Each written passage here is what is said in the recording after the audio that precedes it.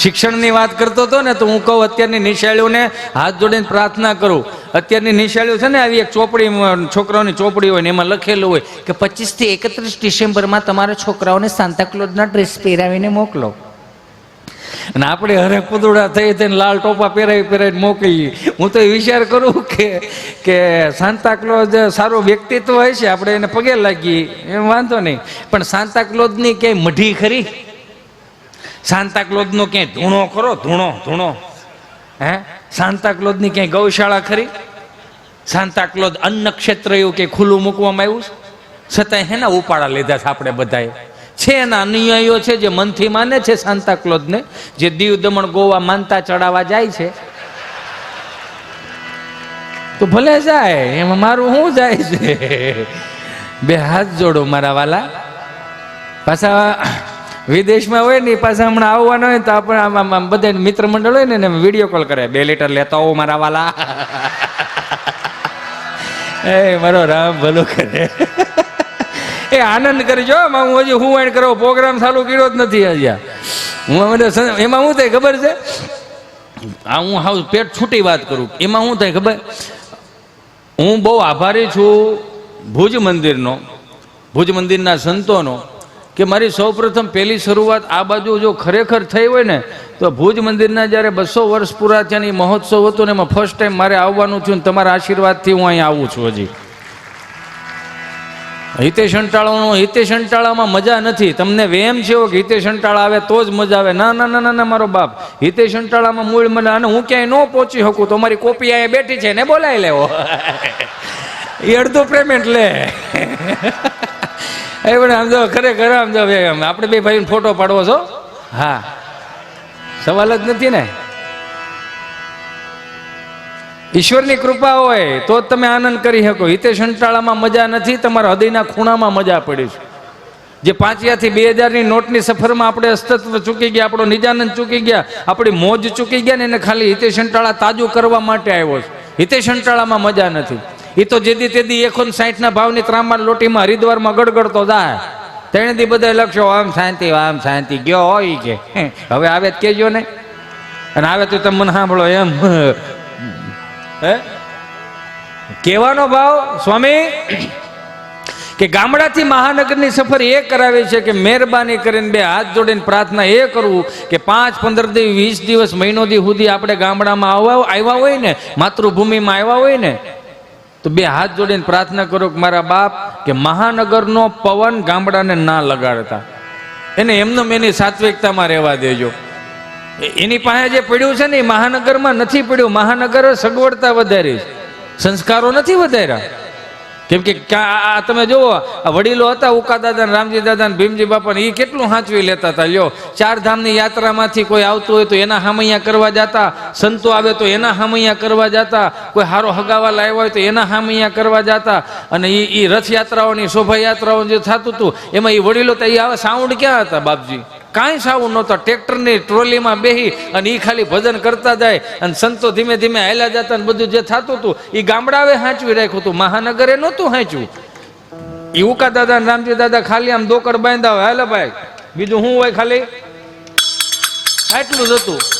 આવા સાઉન્ડ નહોતા, આવા માયક નહોતા, અને આવા જભાવાળા નહોતા, મોંઘા. અને એ જે ઉકા દાદા ને રામજી દાદા હામૈયા કરવા જતા, હાવ દેશી હામૈયા.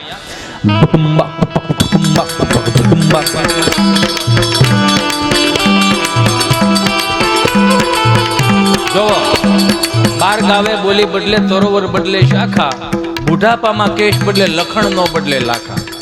કદાચ હું, મારું ગામ ધારીની બાજુમાં કોઠાપીપરિયા, અમરેલી જિલ્લો, હું તમને બધાને આમંત્રણ આપું છું, ક્યારેક અમારી ગાંડી ગીર ફરવા આવો, અમારા તુલસીશ્યામ દર્શન કરવા આવો, સતાધાર દર્શન કરવા આવો, પરબ દર્શન કરવા આવો, અમારા ચલાળામાં દાન મહારાજના દર્શન કરવા આવો, અમારી ગાંડી ગીર ફરવા આવો, ત્યાંના નદી નાળા પર્વતો જોવો, એનું જંગલ જોવો, ત્યાંના હાવેજ જોવા આવો, તમારા ખર્ચે આવો, તમને મજા બહુ આવશે. તમારા ખર્ચાનું જ કહું ને, હે શેરી વળાવી સાજા કરું ને ઘરે આવો ને, હાલો. આ તાલ સ્વામી, આ તાલ ખાલી ખરેખર આ તાલ ખાલી રહ્યો ને, એ તાલ તમે ખાલી, હું બધા મિત્રોને કહું છું, ખાલી તાલ સાંભળો.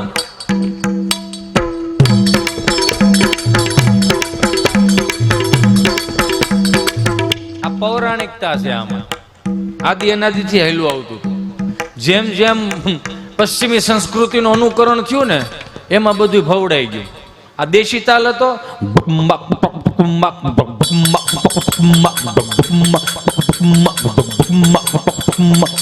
આ દેશી તાલ હતો. પશ્ચિમી સંસ્કૃતિનું અનુકરણ કર્યું તો તાલ બદલી નાખ્યા.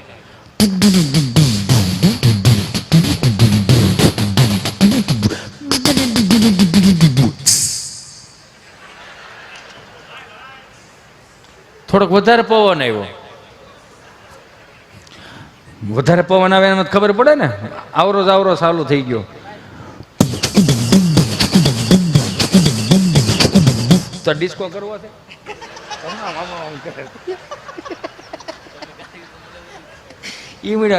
કરવા એટલે એને પશ્ચિમી સંસ્કૃતિનું અનુકરણ છે અંદર. પછી આવ્યા, પછી ફિલ્મ નવા આવ્યા.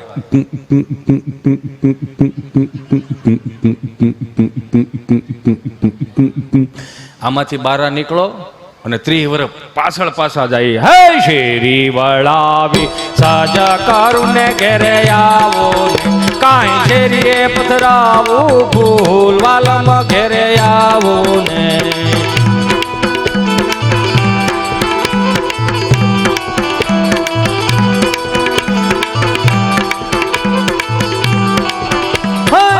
તારા દેશું ઓરડાને વાલા આવો ને.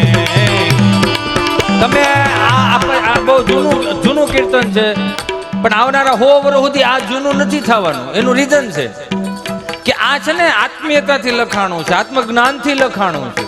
એટલે આને કોઈ ભૂહી ના શકે. આ નવી ટેકનોલોજી આવતી જાય છે, એનું રીઝન હું આત્મીયતાથી નથી લખાણું, આનું સંશોધન થયું છે. આજની તારીખની અંદર કોઈ કંકોત્રી આવે છે, સગાવાલાના કોઈ પ્રસંગોની કંકોત્રી આવે, ઓપનિંગની કંકોત્રી આવે, વોટ્સઅપમાં નાખી દે અને નીચે લખવામાં આવે તમને કંકોત્રી મળી જાય તો ઓકે લખી દેવું. અને આપણે ઓકે લખી છે ને, એટલે આપણને એમ થાય કે અમારા આ કંકોત્રી અમારા આવ્યા બરોબર સમજ્યો, એવું થાય કે નહીં? પણ હા, હૃદય ઉપર હાથ રાખીને કહેજો, કોઈ માણા રૂબરૂ કંકોત્રી દેવા આવે ને વોટ્સઅપમાં કંકોત્રી આવે, એમાં હાથી ઘોડાનો ફેર નથી લાગતો તમને? હે, કોઈ માણા આવ્યો હોય ભર તડકાનો, બપોરે 12 વાગે આવે અને કોઈ માડી રોટલા ઘડતી હોય એમ કે બાપા આયો અમારા દીકરાના લગ્ન છે, અમારી દીકરીના લગ્ન છે, તમારે આખા ઘરને આવવાનું છે. તઈ સંયુક્ત કુટુંબ વસુદેવ કુટુંબની ભાવનાથી રહેતું આ ઘર અત્યારે છૂટું પડી ગયું. માર્ક કરો તમે. હું એક વાત ઉપર તમને એક પડદો કાઢતો જાઉં. એનું રીઝન છે, ગામડામાં નોખા થઈ ગયા, ગામડામાં અલગ થઈ ગયા. મહાનગરોમાં ગામડામાં નોખા થઈ 4ના ચણતર 9ના ચણતરની દિવાલો કરી નાખી. મહાનગરમાં બધાય અલગ અલગ રેવા મળ્યા અને શનિ રવિ પાછા ફાર્મમાં હેરાન આવવા જાય. સમજાય ને વંદન?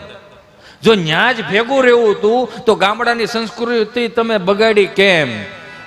આ 4ના 12ના ચણતર રહ્યા ને એને કાઢી નાખો અને પાછા ફળિયા એક કરો, જેથી આવનારી પેઢીઓને ખબર પડે કે અમારી 3 પેઢીઓ હારે રહેતી હતી અને વસુદેવ કુટુંબની ભાવનાઓ વરથી રહેતી હતી. એ કંકોત્રી હાથમાં દઈને માડીને એમ કે તમારે ઘરે અમારા પ્રસંગમાં આવવાનું છે ને બધાને આવવાનું હતી. માડી બિચારી કે બાપા અમે 20 જણા છીએ, તમારે ખોબા જેવડું ઘર, તમે ક્યાં હાસવશો? ત્યારે આ કીર્તન કદાચ લખાણું હોય છે, ઉતારા દેશું ઓરડાને વાલા આવો ને. હાલો એકાય દેશું મેડી નામોલ વાલમ ઘેરે આવો ને. હાલો તમે એક કડી ગાય, આ બેઠેલા બધાને કહો, આ એક કડી ગાઓ, હું ગાઉં છું, તમને મજા તો આવે છે ને?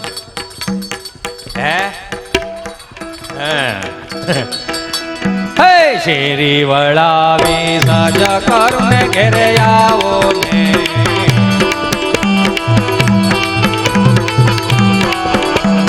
એમાં એનું રીઝન છે સ્વામી, આજની પેઢીઓને એટલા માટે કહું, મારા ખાસ કરીને મારા યુવાન મારા ભાઈઓ બેઠા છો એને કહું કે ક્યારેક તમારું મગજ છે ને ચકડોળે ચડી જાય ને, કોઈની પ્રોફાઇલની ડીપી ના દેખાતું હોય એટલે આજનો યુવાન બેચેની જેવો થઈ જાય. કેમ થયું છે, કેમ થાય? ફેસબુકની આઈડી ના જડતી હોય તો એ માણસ હેરાન મળે જ થવા. એવા મિત્રોને ખાસ કહું, હાથ જોડીને પ્રાર્થના કરું કે નારાયણ સ્વામી, કાનદાસ બાપુ, બ્રહ્માનંદ સ્વામી જેવા મહાપુરુષોના ભજન સાંભળો, તમારું મગજ શાંત રહે. અને ક્યાંય ભેગું ન થતું હોય ને તો નકરા શેડ સોંગ સાંભળવામાં, શેડ સોંગ બહુ સાંભળે. શેડ સોંગ આવે હિન્દી ફિલ્મના ગીતો, દર્દ ભર્યા નગમે.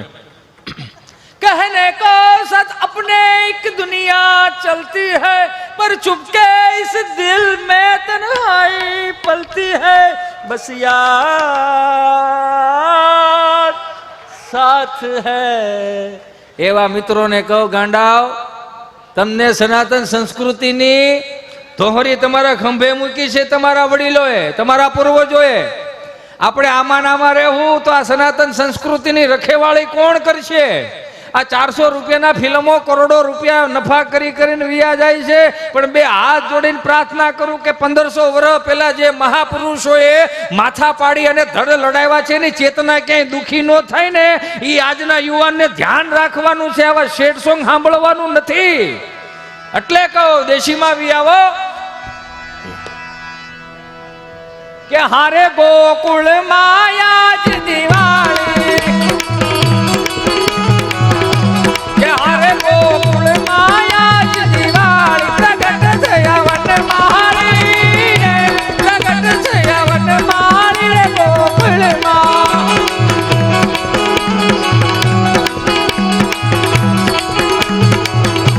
કે હારે ઘેર ઘેર રે ગોપીઓ આવે, હાર હાર.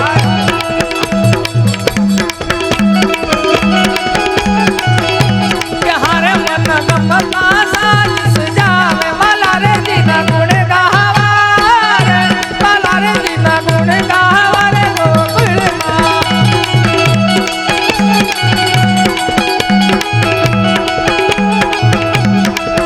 આ કહેવાનું કારણ એટલું જ કે આ પરંપરા ગામડાથી શરૂ થઈ હતી. સવારના 4 વાગ્યાના બ્રહ્મ મુહૂર્તમાં કોઈ બાપ જાગી જાય, સ્નાન કરીને ભગવાનને અર્ધ આપે, સેવા પૂજા કરે. 4 વાગે જાગી અને સ્નાન કરીને દેવ તત્વ પ્રાપ્ત થાય, શાસ્ત્રો કે. 5 વાગે જાગી અને સ્નાન કરે એને મુનિ તત્વ પ્રાપ્ત થાય. 6 વાગે જાગી અને સ્નાન કરે અને બ્રહ્મ તત્વ પ્રાપ્ત થાય. 7 વાગે જાગી અને સ્નાન કરે તો થોડોક માણસ જેવો થાય. આ હું નથી કહેતો, વળે પછી તમે ગેટે ઊભા ન રહેતા. અને 8 વાગ્યા પછી જે જાગી અને સ્નાન કરે એટલે એને રાક્ષસી સ્નાન કહેવાય. એટલે આપણા બાપ 4 થી 6 માં જે જાગી જાય ને, એ 80 વર્ષનો દાદો હોય તો જોજો કપાળે કળશલી નથી પડી. શું કામ? એને બ્રહ્મ તત્વ પ્રાપ્ત થઈ ગયું. નગર અમને ખબર છે, અમારે ત્યાં સૌરાષ્ટ્રની અંદર 6 વાગ્યામાં જાગી સ્નાન કરીને દાદા વાડીએ દે ને એટલે રેડિયો રાખતા.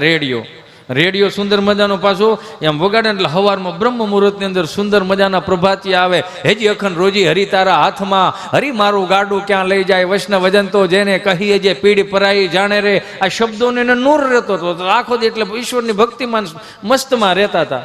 પણ એનું એ જ રેડિયો દિયેથી મેં ચાલુ કરે ને સ્વામી 6 સાડા 6 વાગે, એટલે આકાશવાણી રાજકોટ આવતું, ખેડૂતો લક્ષી માહિતી આવતી, એટલે ગામનો ચોરો આવતો, એવો એક પ્રોગ્રામ આવતો. હું સાંભળેલો એટલે કહું. મારી યાદી એટલા માટે કરાવી છે કે આજના યુવાનોને ખબર પડે કે આપણા બાપ દાદા હું સાંભળતા હતા ને હું આપણને આપીને ગયા. એ 6 વાગે રેડિયો ચાલુ કરે ને એટલે આટલું જ આવતું.